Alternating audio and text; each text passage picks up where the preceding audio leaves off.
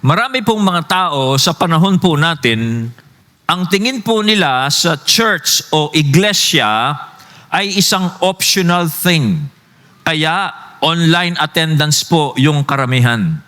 Akala kasi nila, ito ang church ay optional. O pwede kang mag-church, pwedeng hindi. Meron na pong iba, iniisip nila, ang church is just an emotional experience. O meron namang iba, this is just a social gathering. Pero dito po, si Apostle San Pablo, sinasabi po niya sa atin that the church is not man's idea, it is God's eternal plan. Ang iglesia po, ang kapulungan ng mga sumasampalataya kay Jesus bilang hinirang ng Diyos, hindi po ito ideya ng tao. Ito po ay eternal plan po ng Diyos. Kaya kayo po, and you are not just attending church. You are part of something cosmic, pang sangkatauhan, eternal, and unstoppable.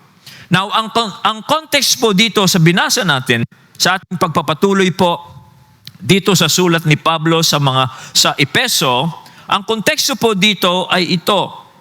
Si Pablo po ay sinasabi po niya sa kanyang mga Gentile communities. Ito po ay mga maliliit na churches doon po sa Western Asia Minor na ngayon ay Western Turkey. Sinasabi po niya sa kanila na sila ngayon ay members of God's family. Membro na sila ng pamilya ng Diyos. Sila ngayon ay mga fellow heirs. Kapwa sila tagapagmana ng mga covenant promises ng Diyos at sila ngayon ay partakers na sila. Kabahagi na sila sa mga pangako na kay Kristo Jesus. Pero maaring sila po ay nagtatanong, kung napakagandang balita yan, Pablo, na sinasabi mo sa akin, bakit nasa prison ka? Bakit nakapiit ka ngayon? Why are you in prison? Kaya po si Pablo, sa kanyang pagpapatuloy, sa kanyang sulat dito, nagkaroon po siya ng maliit na diversion. Karaniwan si Pablo, nagda-divert siya. Pero pag nagda-divert po siya sa kanyang sulat, ay meron siyang ibig sabihin pa. Nag-divert po si San Pablo at sinabi po niya, para po papaniwalaan itong mga sinusulatan niyang ito na siya ay sinasabi niya yung katotohanan tungkol sa kanila. Nag-divert po siya para ipaliwanag na siya po ay inappoint ng Diyos upang maging apostle, ambassador ni Jesus Christ sa mga Gentiles. At sinabi rin niya na itong ipinahahayag niya sa kanila ay ipinaunawa, ni-reveal sa kanya ng Diyos mismo through Jesus Christ, yung God's mystery. Hindi niya ito naunawaan noon, pero dahil sa hiwaga o pagpapahayag ng hiwaga ng Diyos sa Kanya, sa pamamagitan ng pagpapakita na Jesus Christ sa Kanya, ay naintindihan niya. At ito'y sinasabi niya para i-encourage sila na huwag silang manlulupaypay sa Kanyang pagkapiit o sa Kanyang mga sufferings as an apostle. Na sinabi po ni San Pablo, yung kanyang sufferings na ito, yung kanyang pagkapiit, yung kanyang pagkakulong, marami pong mga dinanas na kahirapan si San Pablo, huwag kayong manlupaypay because of these sufferings, dahil ang mga sufferings na ito are for your glory. Para ito sa inyong karangalan, para ito sa inyong kaluwalhatian, ito ang presyo na dapat bayaran para sabihin ko sa inyo ang inyong elevated status sa plano ng Diyos. Kaya ganun po yung konteksto yung ating binabasa. Kaya sinabi po ni Pablo dun sa verse 13, kaya sabi niya, huwag kayong manlulupaypay over what I am suffering for you because this is for your glory. Yes, yan po ang gustong sabihin ni Pablo. Kaya si Pablo po, pinakita niya yung something bigger. Mas malaki pong bagay ang gusto niyang ipaunawa sa kanila at maaaring sa atin pwede nating sabihin, ano po ang gusto niyang ipahiwatig pa dito? Ito, una, that the gospel is not just about saving individuals. Ang ebanghelyo po ay hindi lamang po ito tungkol sa pagliligtas ng Diyos ng bawat individual, bawat tao.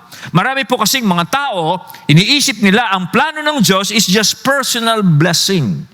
Salvation is just me and Jesus. Ganun lang, napakaliit ng kanilang pananaw tungkol sa kaligtasan na sila lamang at ang Panginoon wala nang iba. Well, pero sinabi ni Pablo, the gospel is not just about saving individuals. Yung pangalawang gusto niyang ipakita po dito ay ito, that the gospel is about God establishing His reign on earth as it is in heaven. Yan po ang pakay ng Diyos sa pamagitan ng ebanghelyo, na ang Diyos hindi lamang siya nagliligtas ng mga individuals, kundi ini-establish po niya, itinatatag ng Diyos ang kanyang paghahari dito sa lupa tulad po ng kanyang paghahari sa langit. Paano pong ginagawa ng Diyos yun? Well, ayon kay Pablo, through the church. Sa pamamagitan po ng iglesia, sa pamamagitan po ng pagtitipon ng mga taong sumasampalataya kay Jesus na siya ang Mesiya, by this united, nagkakaisa, by the diverse, magkakaiba, and sometimes suffering, nagdurusang iglesia. Really? Yun ang kalooban ng Diyos. Kaya sabi ni Pablo, yung suffering ko is part of this. Kaya huwag kayong malulupaypay because of suffering for the gospel. Parang ganito po ang illustration. Yung suffering in the believer's life because they believe in the Messiah, and particularly yung pong nagpapahayag ng ebanghelyo, suffering is inevitable. This is part of God's plan. Kasama yan yung suffering. Parang ganito. Think of it as a chess game. Sinong naglalaro ng chess? Okay, ako natuto ko niya ng konti pero hindi ko pinursu. Okay? Pag alam po ninyo yung game of chess, sa isang amateur, maaring yung mga moves, yung mga kilos po, yung mga pyesa-pyesa dyan, nakaka-confuse. Minsan merong move yung pong magagaling na sinasacrifice yung mga pieces of the chess, yung chess player. Pero po sa mata ng isang grandmaster, every move is intentional. Every sacrifice leads to victory. Ganyan po ang plano ng Diyos, parang larong chess. Sometimes it is confusing, yung mga moves, then nagsasacrifice yung grandmaster, pero every move is intentional, every sacrifice leads to victory. God's plan looks strange, but it reveals His power and wisdom. Yan po ang gustong ipakita dito ni San Pablo. God is like that. In implementing His salvation, there may be suffering. When you are proclaiming the gospel, it is inevitable that you will experience suffering. When you live the Christian life among unbelievers, there is suffering. That is part of the game.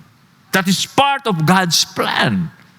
So, tingnan po natin, paano pong ini-establish ng Diyos yung kanyang reign on earth as it is in heaven, showing His wisdom and power through the church. Isa-isahin po natin dito sa sulat. Una, makikita po natin ang wisdom ng Diyos na kakaiba sa wisdom po ng mundong ito in the person He chooses as His messenger.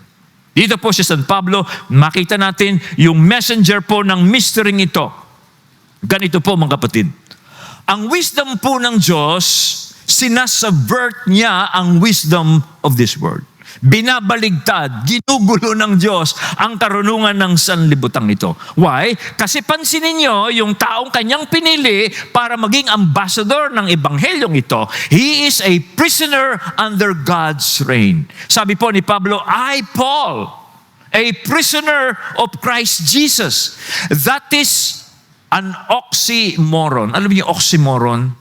Okay, that is contradictory words. Yung bang panong pinoproclaim mo yung kingship ni Jesus as Messiah pero nasa prison ka. That is oxymoron. That is a contradictory words. I, Paul, a prisoner of Christ Jesus, I am an ambassador of His kingdom, but I am in prison. Kaya oxymoron. Contradictory terms.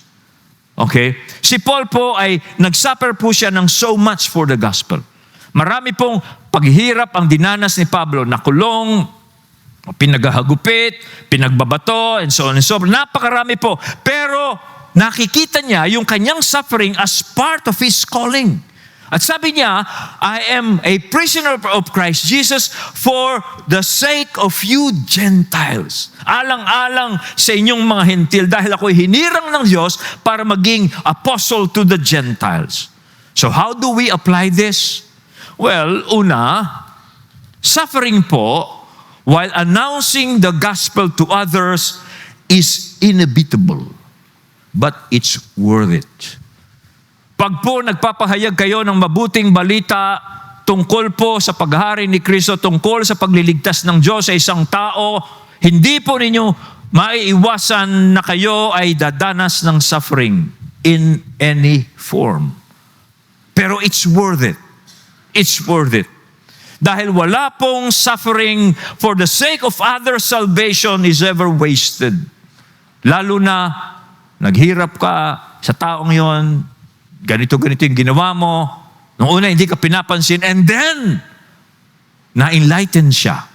Nagbago yung buhay niya, bumalik po siya sa Diyos. Makikita mo, yung ginawa mo sa Kanya, yung suffering mo, is not wasted. It's worth it. Now, ganyan po si San Pablo dito, a prisoner under God's will. Pero isa pa, siya po, si Pablo, sabi niya, he is an unlikely messenger. Hindi siya karapat-dapat na maging mensahero ng ebanghelyong ito. Why? Kasi sabi nga niya, ako ang pinakamaliit sa lahat ng mga saints, sa lahat ng mga banal. I am the very least of all the saints. But this grace was given to me to preach to the Gentiles the unsearchable riches of Christ. Bakit po niya nasabi yan? Kasi si Pablo, bago po siya naging apostol, he was a persecutor. Pero naging preacher siya. Inuusig po niya yung mga Kristiyano. Hinuhuli niya, binabalanggo niya, bini-imprison niya, at pinaparusahan niya. Pero in the end, God chose him to become a preacher. Siya po ay kalaban ng mga Kristiyano noon, pero ngayon, he is an ambassador. An unlikely candidate. Pero pinili siya ng Diyos. Parang ganito, parang yung hiring process today. Nagpapa-interview ka sa isang company, ano ang hinahanap ng company? Yung best candidate. Pagagandahin yung resume, yung perfect ka ba? Para makapasok ka. Kasi ang company, naghahanap po ng best candidate, yung strong credentials. Okay? Pero ang Diyos, pansinin nyo, ang pinili ng Diyos, yung taong bumagsak sa interview. Okay? Hindi pumasa. Yung pinili ng Diyos, yan po si Pablo. Pero ang wisdom ng Diyos ito, pinili niya yung bumagsak sa interview, pero God transforms him. Binago siya ng Diyos. And God sends him. Parang ganon. Bumagsak si Pablo sa credentials, pero pinili siya ng Diyos, pero itong wisdom ng Diyos, itong power ng Diyos, tinransform niya si Pablo, and then He sends him. Kaya dito po makita natin, ang wisdom ng Diyos is upside down. Baligtad po ang karunungan ng Diyos. Kaya ito, yung karunungan ng Diyos sa isang taong nag-iisip, nung iisip niya, matalino siya, he will be confounded. Makukonfuse siya. Because his wisdom will be subverted by the wisdom of God. Just imagine, grace to the undeserving. Yung pong grace na tinutukoy dyan ni si Pablo is his ministry as an apostle. He called me by His grace. Ibig sabihin, He forgiven me and now He's sending me. That is God's grace. Okay? It is victory through suffering. Okay? It is strength through weakness. So ganyan po ang wisdom ng Diyos. Okay? And then, sa kabila po ng si Pablo ay prisoner, sa kabila po ng si Pablo ay bagsak siya sa credential po ng mundong ito, pero ang Diyos, ginawa po siyang steward of the ministry, of the mystery pala. Ginawa po siyang bilang katiwala ng mystery ito. Now, yung pong salitang mystery sa lugar na ito, sa passage na ito, hindi po ibig sabihin ito ay isang uncracked code na hindi po kayang maunawaan ng tao. Yan po, hindi ganyan ang meaning ng mystery dito. Hindi yan parang code na uncracked na hindi mo pwedeng malaman yan kasi nakakoded yan. No. Ang mystery po dito, ang ibig sabihin yan, ito ay katotohanan, dati hidden. Nakatago ito sa Diyos, pero ngayon ito ay open secret na. Open secret na to the public. Parang yung Apple. Yung Apple, isang strength ng Apple, yung kanilang OS is very coded. Okay, then suddenly, yung Apple, parang binigay niya sa public yung to uncode their OS. Parang ganon. Ganyan ang mysteries dito tinutukoy ni Pablo. Once it was hidden, but now it is made open to the public. Kaya open secret. Yung pong mystery dyan. Now, paano? By revelation. You can only learn this mystery by revelation. Ibig sabihin ng revelation, God enlightens your mind. God enlightens your heart. Na sa sarili mong unawa, sa sarili mong understand, you won't understand this unless God enlighten your mind. God enlightens your intellect. Kaya sabi po ni Apostle San Pablo ito tungkol sa mystery ito, how the mystery was made known to me by revelation, which was not made known in other generations, now revealed to His holy apostles and prophets by the Spirit. Yan po ang, okay. So, ano pong makukonclude natin? God's ways subverts the ways of the world. The word says, use the qualified. But God says, I will transform the unworthy. Sabi po ng mundo, gamitin nyo yung mga qualified, yung mga matatalino, yung mga malalakas, yung mga powerful. Pero sabi ng Diyos, no, I will transform those who are weak. I will transform those who are enemies. I will make them my friends. I will transform the unqualified. Para pong isang adik naging pastor. Okay? Para pong isang dati, parang isang broken family member, nagiging tagapag-ayos siya ngayon ng mga families. Dati, magulo siya, pero ngayon nagiging instrumento siya ng kapayapaan. Dati, basagulero siya. Hindi mo mabiro, galit. Pero ngayon, peaceful siya. At siyang nagiging instrumento of peace among others. Kaya how do we apply this? Well, tulad po ng sinabi ko sa inyo, are you willing to be used by God for the gospel? If you are willing, you have to be prepared to be inconvenienced. Kailangan po maging handa ka to experience a little bit of suffering. Because ganyan po talaga. It is inevitable. Para po doon sa mga unwilling to suffer inconveniences, they will be unwilling to be used by God. Kung sa tingin mo, ang layo. Mga iglesia yung tao dun eh. Wag na lang. Ayaw mong pumunta sa mga ganon, okay lang. Hindi ka nagagamitin ng Diyos kasi kasama talaga yun eh. Huwag mong iisipin pag ginamit ka ng Diyos, yung bang mamarmulin ng Diyos ang dadaanan mo. Okay, ayusin lahat ng Diyos ang kailangan mo. Parang ganon. Huwag na, Lord, ayusin mo muna bago ako pumunta. Hindi po ganon. Parte po ng gawain sa Diyos is a little bit of inconveniences. Now, isa pang application natin pwedeng gamitin dito is, dinidisqualify ko ba yung sarili ko? Pero sinasabi ng Diyos, okay ka na. Okay? Kasi, ang Diyos po, hindi siya tumitining sa best untainted resume. Okay? Kundi ang Diyos po, He's looking for someone who has been transformed by Jesus. Pag ang isang tao na transform siya ni Jesus, God qualified him. Pag na-transform ka na ni Jesus, you are now qualified to be His witness. Ganyan po si San Pablo. God is not looking for perfect people. God looks for transformed people to be His witness. Iyan po yan, mga kapatid. Kaya kung sasabihin, hindi pa ako perfect. Hindi pa ako perfect. Ganito pa. No, kapatid, pag na-transform ka na, somehow yung views mo sa buhay nag-iba na. Somehow yung mga loves mo ngayon, pag-ibig mo ngayon, iba na. You are called. God is sending you. God is calling you. Kaya po ni Pablo. Si Pablo po, he was transformed when Jesus Christ revealed Himself to him, and because of that, he learned about the mystery of the gospel.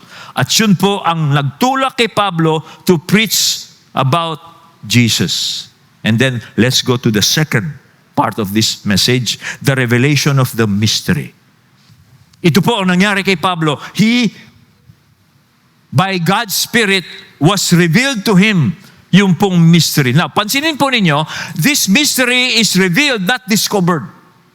Okay? The mystery that was made known to me by revelation, sabi po ni Pablo. This mystery, hindi po natin ito kayang maisip mo, ma-figure out by our own human wisdom. It must be revealed by God by enlightening our minds, our intellect. Kaya pag naintindihan mo, nag-grasp mo, nag-gets mo na si Jesus ang Messiah, and then you bow to Him, God revealed Jesus to you. Na pag naintindihan mo yan, nakita mo si Jesus, and now you bow down to Jesus, you serve Jesus, and you want to follow Jesus. That is revelation. Hindi yan dahil na figure out mo, naintindihan mo yan dahil sa iyong sariling pag-iisip. Of course, pinaunawa sa inyo yan, pero ang banal na Espiritu ang magpapaunawa sa atin. Kaya po, kailangan po revelation yan. Alam niyo bakit dapat revelation yan? Kasi yung pong idea na sinasabi ni Pablo dito, yung mga Gentiles and Jews are now made into one body, this is radical. This is even offensive doon po sa mga Hudyo. Si Pablo hindi niya naintindihan ito kung paanong ang mga Gentile sinners, ang mga pagans at yung pong mga Jews, mga Hudyo na nakakilala sa Diyos, paano silang magiging isang katawan. Hindi maintindihan yan ni Pablo. Kaya nga kinakalaban niya yung mga kalaban ng mga Hudyo. At ang turing niya sa mga Gentiles, they are dogs, they are sinners, they are idolaters. Ganun ang tingin niya. Kaya hindi niya ma-imagine yan. Kasi to join Gentiles and Jews into one body is radical. Okay? It is even offensive to the conservative Jews. Okay? Na parang ganito po. Yung first century reality nung pong panahon nila ni San Pablo, yung mga Jews po, tingin nila na sila lamang ang pinili ng Diyos. They are the chosen people. At ang tingin nila sa mga Gentiles, tayo po yon, ay mga unclean, ay mga outsiders of the covenant. At even dun sa temple worship, they are excluded. Okay? Kaya po merong social separation, meron pong religious hostility, at maging doon nga po sa templo, merong lugar doon na hindi tinatanggap ang mga Gentiles. Pag pumasok yung mga Gentiles doon, they might be killed. Papatayin po sila. Kaya kailangan revelation. Kasi hirap intindihin yan. Kaya si Pablo kanya sabi niya, it was revealed to me. I did not discover it until God enlightened my mind. Now, regarding this mystery, it is hidden before. Dati nakatago ito, pero ngayon, through the gospel, sa pamamagitan ng mabuting balita, ito ay inihahayag na ngayon. For generations, okay? This has been hidden, hidden at the same time hinted in the Old Testament. No? Nakatago ito sa Old Testament, pero merong tip ang Diyos doon. Kaya nga sabi po ni San Pablo dito, it was hidden in God who created all things. Yung mystery ito ay nakatago sa Diyos. Merong mga ilang bahagi sa Old Testament na sinasabi ito, pero hindi mo lubusang maintindihan. Okay? Pero sabi ni Pablo ngayon, it is now made clear in the gospel. Okay? Kaya po, itong mystery ito, hindi random, basa-basa lang nangyari. It fulfills God's plan. In Christ Jesus, ito pong dating mystery ito, nahayag na. Halimbawa, sa Old Testament, mababasa natin, sa Genesis 12, verse 3, ito po ang sabi ng Diyos kay Abraham, all nations will be blessed through you. Kasama ang mga nations. Hindi po lamang mga Hudyo. Sa Isaiah 49 verse 6, ito po ang sabi ng Diyos through Isaiah, na parang tinutukoy niya yung Messiah.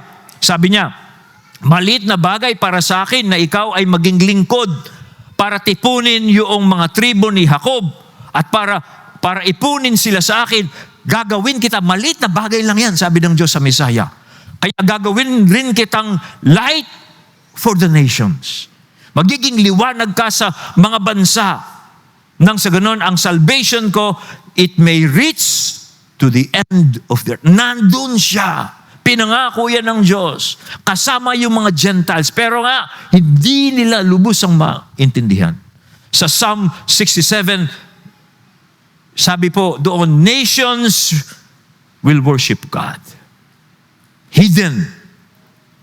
Hinted in the Old Testament. But now in Christ. Salitang but now. Napapansin niyo sa Ephesians, maraming but now, but God, the turning point of history. But now, this mystery is now fully revealed and realized in Christ. So what is the mystery? Sa verse 6, ito po ang mystery. Ano po ang misteryosong bagay ito? Ito po. This mystery is that the Gentiles are fellow heirs, members of the same body, and partakers of the promise in Christ Jesus through the gospel. Na yung mga Gentiles, yung mga Gentile nations, kasama po tayo doon. Yung labas sa Israel, kasama rin sila sa unified body ng Diyos. They will be heirs together, members together, sharers together. Sabi diyan, in Christ Jesus through the gospel. Anong ibig sabihin ng through the gospel? Ano po ba ang ebanghelyo? Ngayon siguro alam na natin taga Lord's Way ito. Ano ang ebanghelyo? Na dahil po sa ebanghelyong ito, kasama raw po tayo sa bayan ng Diyos. Well, the gospel, ang ebanghelyo po, ito ang announcement na si Jesus is the Lord of the world. That's the gospel. It is the announcement of God's reign breaking into the world. That is the gospel. Ang ebanghelyo po, ito yung pagpapahayag na si Jesus ang hari ng sanlibutan. Na sa pamamagitan po ni Kristo, ang paghahari ng Diyos ay nag-break in na. Ang paghahari ng Diyos, nag-break in na. Pumasok na po sa mundo natin. Kaya ang salvation, hindi lamang po ito pagpapatawad ng kasalanan. Ito po ay tungkol sa new king who is Jesus. And it is about a new people of God, the church. Yan po ang ebanghelyo. Kaya how do we apply this? Pag kinumbine po nyo yung elementong yan, una, this is the application mga kapatid. The church is not man's idea. It is God's eternal plan. The church, ano ito? Pagsasama ng mga tao sa iba't ibang lahi, iba't ibang bansa, iba't ibang background. Hindi yan idea ng tao. Idea ng Diyos yan. Okay? Kaya nga, inuulit ko, you are not just attending church. You are part of something cosmic, eternal, unstoppable.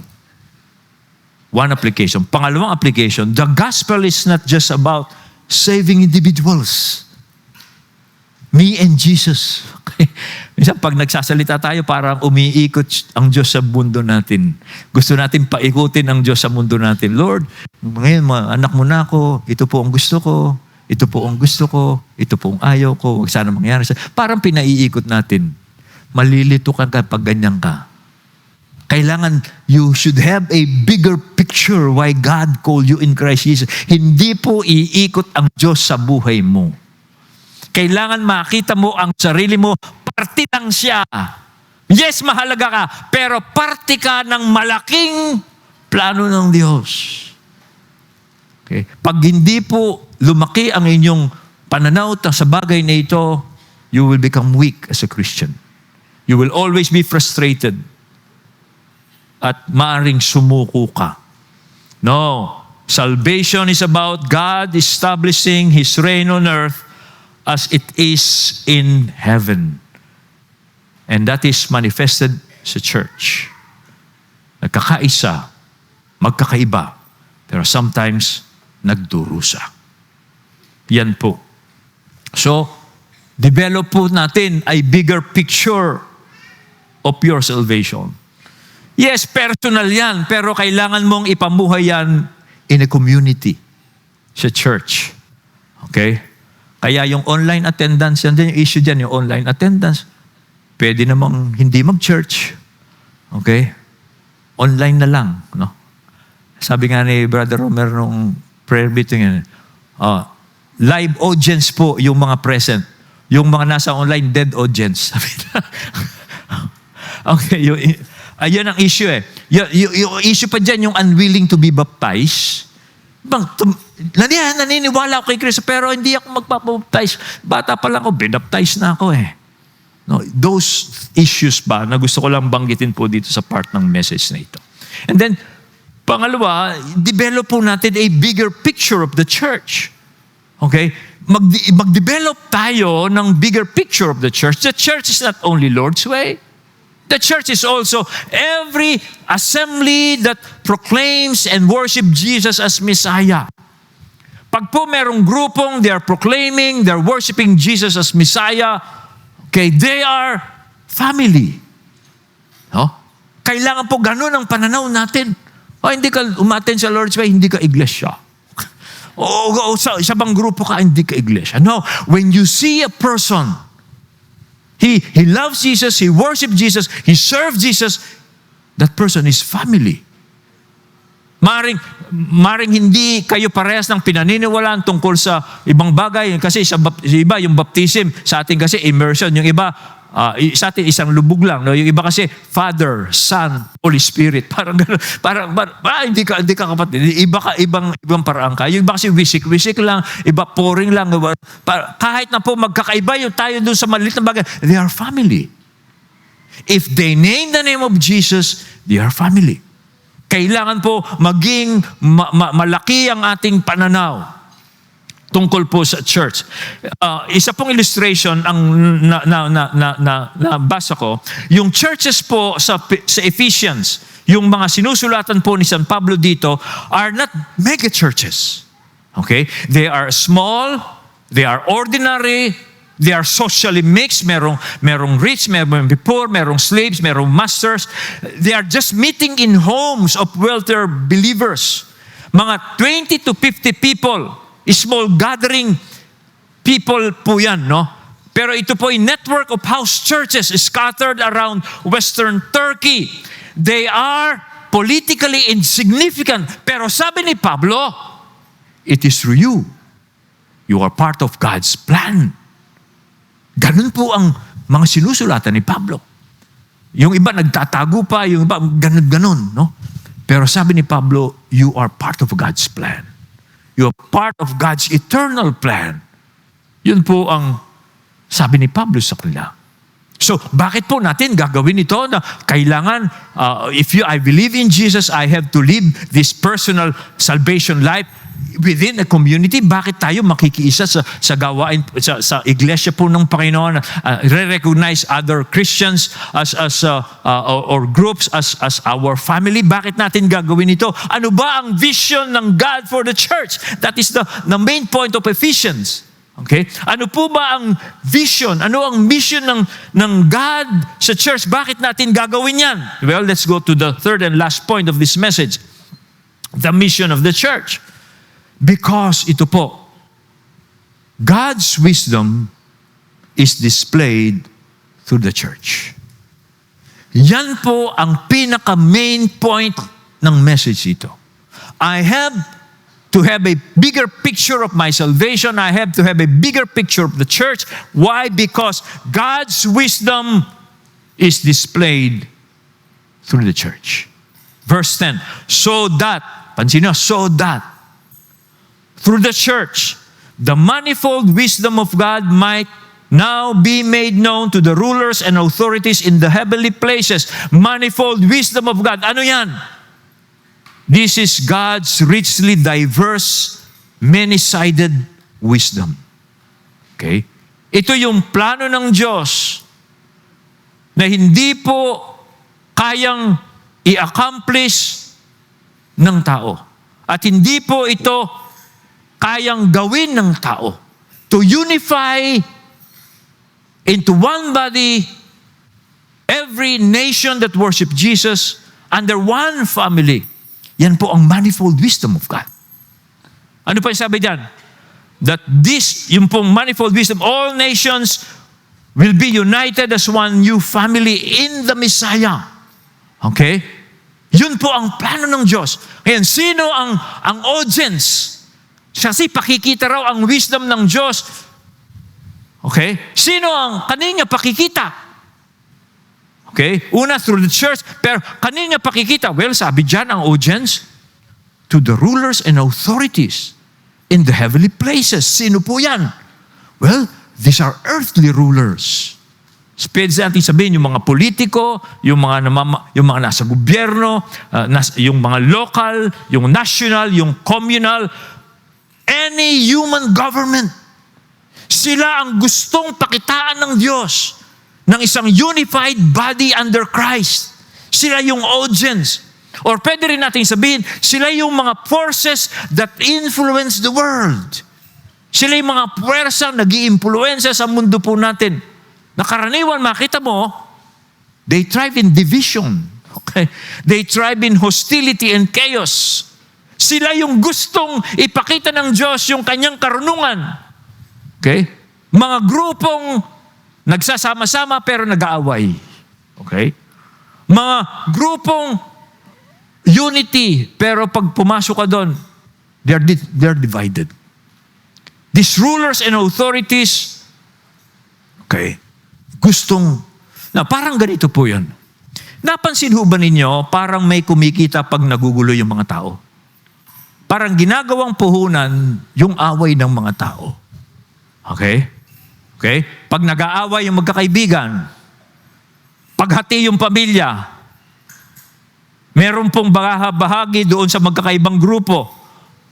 Parang meron nagsasabing, sige, away kayo. Diyan ako kumikita. Huwag kayong magkabati.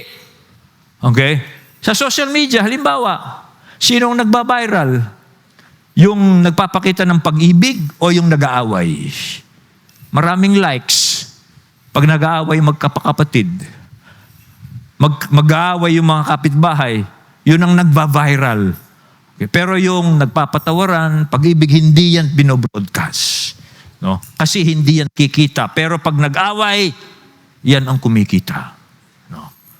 Nung pong panahon ni si Pablo, yung mga Hudyo galit sa mga Hentil, yung Hentil galit sa mga Hudyo. Parang imposible silang magkasundo. Bakit kaya ganon? Bakit kaya ganon? Ha? Sa Katoliko, buti sa Lord, walang ganon. No? Sa Katoliko, yung mga malalapit kay Father, sila'y nag-aaway. Okay? Sila nag-aaway. Buti lang, dito sa church natin, yung mga malalapit kay Pastor, mga nag-iibigan. Ano? Pero sa Katoliko, pag malapit kay Father, nag-aaway. Uy, sabi ni Father, parang ganon. No? Yan ang gustong pakitaan ng Diyos, ng kanyang wisdom. Yan ang misyon ng church to these rulers and authorities na nasa likod ng division. To these rulers and authorities, sila yung mga, sige, away lang kayo, kikita ko dyan. Yung mga rulers and authorities, they are behind this. Kaya ano ang misyon ng Diyos through the church? Ang church ang magtuturo sa mga powers. Paano? Pag may kapatawaran sa halip na gantihan. Natututo ang mga powers. Pag may pagkakaisa sa halip na pagkabahabahagi, natututo yung mga powers. Pag may pag-ibig sa halip na pride, natututo yung mga powers. Yan po ang manifold wisdom of God. Okay? Yan po ang manifold wisdom of God. Kung papaanong yung mga taong magkakaiba ang lahi, magkakaiba yung background, magkakaiba yung pinanggalingan, social status, pinag-aralan, nagkakaisa. Wisdom of God under Christ. Okay. At yan po ay pinamalas ng Diyos sa atin through the cross. Ito ang gusto kong punto. Alam mo, lately, this week, meron po akong binabasang book. It has overwhelmed me kasi pinakita po yung dinescribe yung suffering ni Jesus on the cross. Na kung papaanong sabi ng Diyos, sabi ni Jesus, tatalunin ko ang dark powers of this world. At inaasahan po ng mga Hudyo na si Jesus, He will take on His armor of power and He will defeat all the Roman enemies of the Jews. Yun ang isip ng mga Hudyo. Pero alam ho ba ninyo, instead of Jesus doing that, going to Jerusalem as a mighty general, He came riding on a mule. Humble. Walang significance. Walang dating. At si Jesus po, cut long story short, I was reading this. He offered His life on the cross. I was medyo matagal kong yung po palang crucifixion.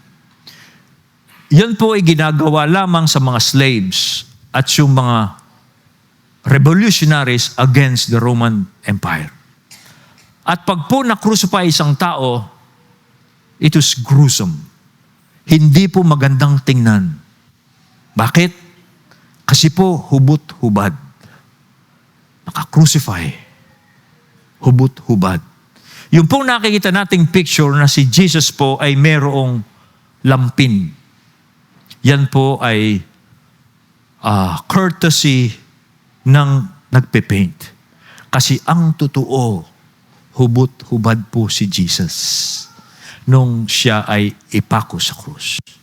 And He was hanging there, and the sight of all people, just imagine that.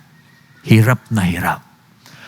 Yun po ang paraan niya to defeat the powers of this world.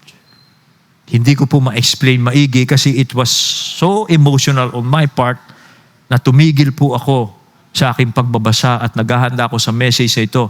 Kaya yung message nito, pinipilit ko po yung parang hindi ako makaget over. Gusto ko yung message na ito, ilalagay ko yung nakita ko, yung revelation, yung naintindihan ko kung ano yung ginawa ni Jesus, kung paano niyang tinalo yung mga dark powers of the world, na siya hubot-hubad, na nakapako sa krus. Hindi sa pamagitan ng puwersa, hindi sa pamagitan ng bombs, hindi sa pamagitan ng missiles, hindi sa pamagitan ng mighty army. He disarmed the rulers and authorities of this world through the cross. Yun po ang paraan ni Jesus. Wisdom, power of God. Pag naintindihin mo yan, kapatid, diyan ka tinatawag ng Diyos. Magkakaisa po tayo dito, hindi sa pamamagitan ng pride, hindi sa pamamagitan ng patigasan ng ulo, patigasan ng puso, kundi ng humility, kundi ng serve-giving love. Isa pang illustration, banda, orchestra. Bawat instrumentalist sa orchestra, nung practice, parang ganito. Nung practice, bawat instrumentalist, sinasapawan ng bawat isa kasi gustong maging sikat. Yung mga trumpet, pinalalakasan nila, kaya yung mga flute, hindi mo naririnig. Yung mga nagtatambol naman, pinakalalakas niya para siyang marinig. Kaya anong nangyari? Iba't ibang instrumentalist, sinasapawan ng bawat isa. Kaya noise, chaos, walang music. Pero makita lang magulo, nagkaisa silang, they will listen to each other. And they will not dominate. Kaya anong nangyari? Nag-alalayan sila. Yung trumpet, nag-aalalay. Yung nagfuflute, nag-aalalay. Yung ibang instrument, nakinig sila sa isa't isa. Hindi sila nagsasapawan. Anong nangyari? Good music. Melody. Masarap pakinggan. Alam ho ninyo, ang world ganito. Ang tingin niya sa power, ang mundo ganito. Ang rulers and powers of this, ang tingin nila sa power ay ito.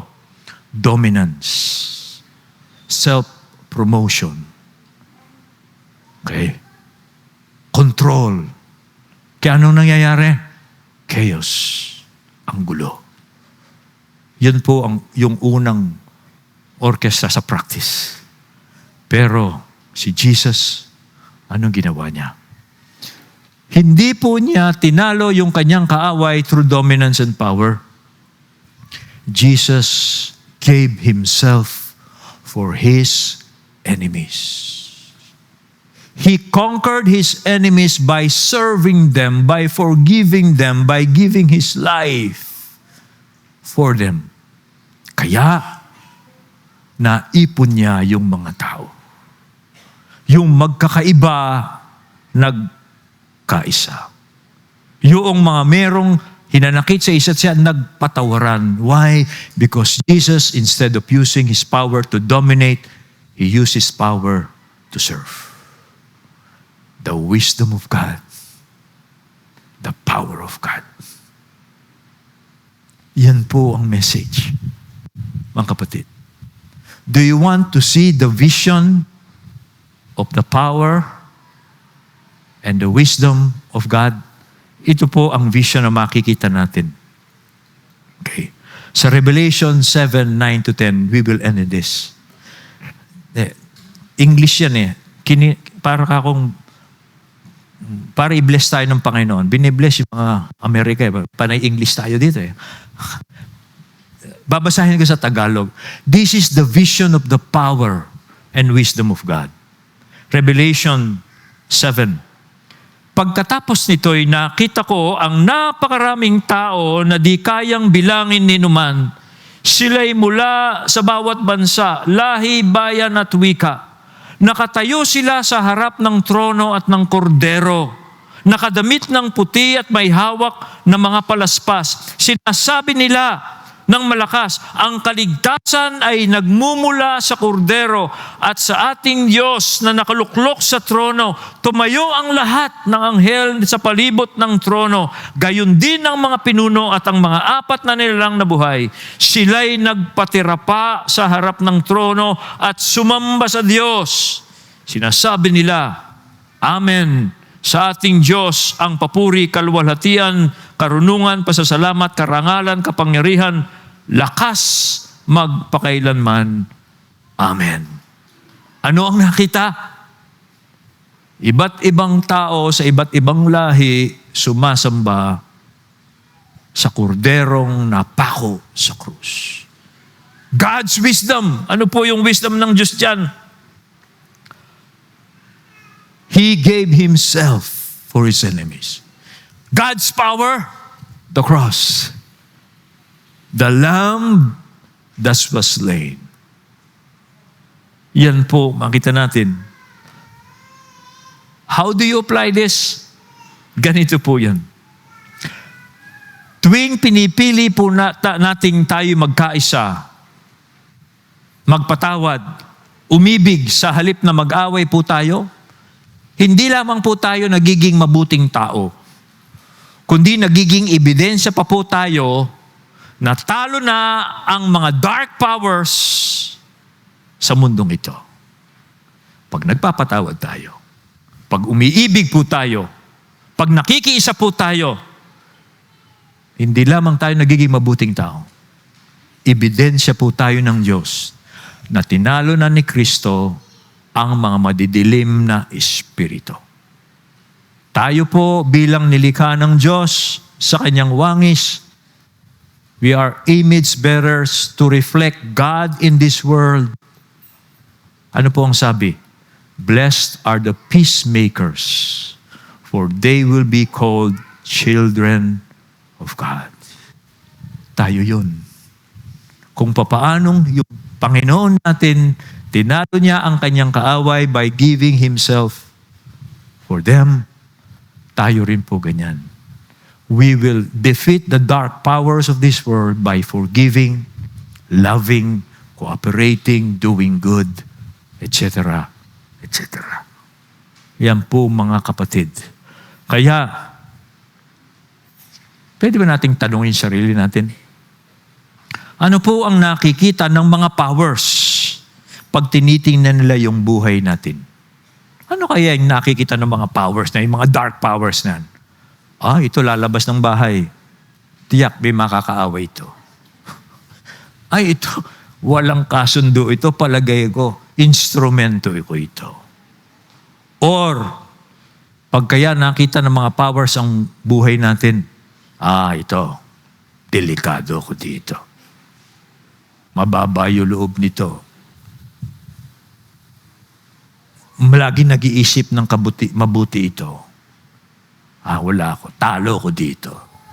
Sana po, ganun tayo. Instrumento po tayo ng wisdom ng Diyos. Kaya may church. Kaya may church. So, to conclude this, the church is bigger than you think. Salvation is not about you and Jesus. And God's wisdom is displayed through the church when we live in self-giving love as Jesus, our Lord. Sana po maging faithful tayo sa ating calling sa tulong po ng banal na Espiritu. To end this with the gospel. Ano ang ebanghelyo? Ang ebanghelyo po ay tungkol sa project ng Diyos. Ang Diyos po, meron siyang project. Anong project na? Yung pong ipunin niya ang lahat ng bagay sa langit at sa lupa sa ilalim po ng paghahari ni Kristo para pamahalaan niya ang isang renewed world. Yan po ang magandang balita. Ang Diyos po, ang project niya, i-renew niya ang ating mundo para manahan po ang mga taong binago niya sa pamagitan ni Kristo. Sila po ang maghahari, sila ang magre-represent sa Diyos. Kaya po, in the end, bandang huli, yung pong mga daan natin, magaganda na yan. Yung pong mga diki natin, maayos na po yan. Kasi tayo nang mamamahala. Kaya yung pong nakita natin corruption ngayon, magtiis lang tayo. Pag-pray po natin sila. Darating din ang panahon, tayo na po ang mga ngasiwa dyan. Hindi po tayo, ang gospel po, hindi tayo kukunin ng Diyos dito sa lupa, dadalhin tayo somewhere out there. Parang ganun. Tapos ito iiwan. Hindi po, mahal ng Diyos ang mundo. Ginawa ng Diyos ang napakagandang mundong ito. At tayo ginawa ng Diyos ayon sa kanyang wangis para mag-reflect. I-reflect natin ang wisdom, ang power, ang creativity sa mundong ito. Yan po ang plano ng Diyos. That is the gospel. And I pray, be part of this plan ng Diyos by believing on Jesus. Tayo pong lahat ay tumayo and let us pray.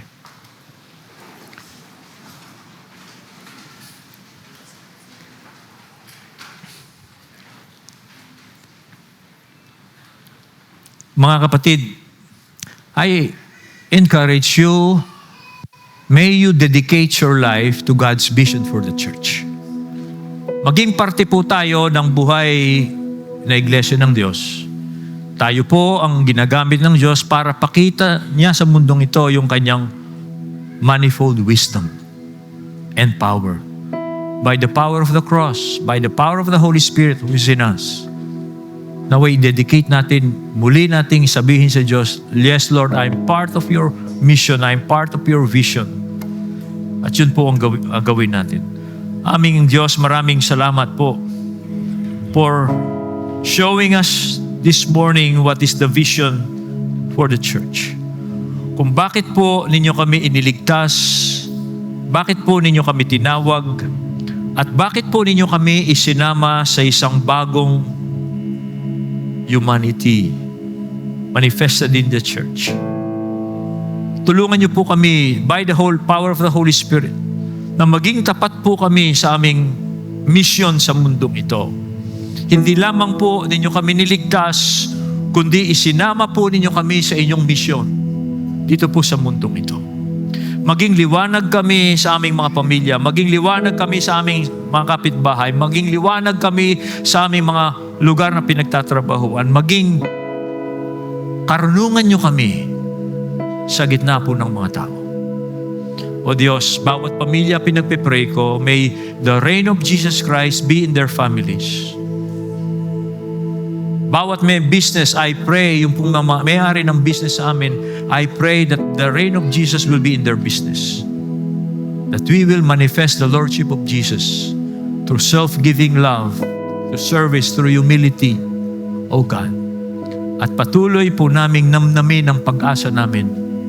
You are calling us to be citizens of the new world, that you will someday create in fullness. Because you love this world. You made this beautiful world because you are a good God.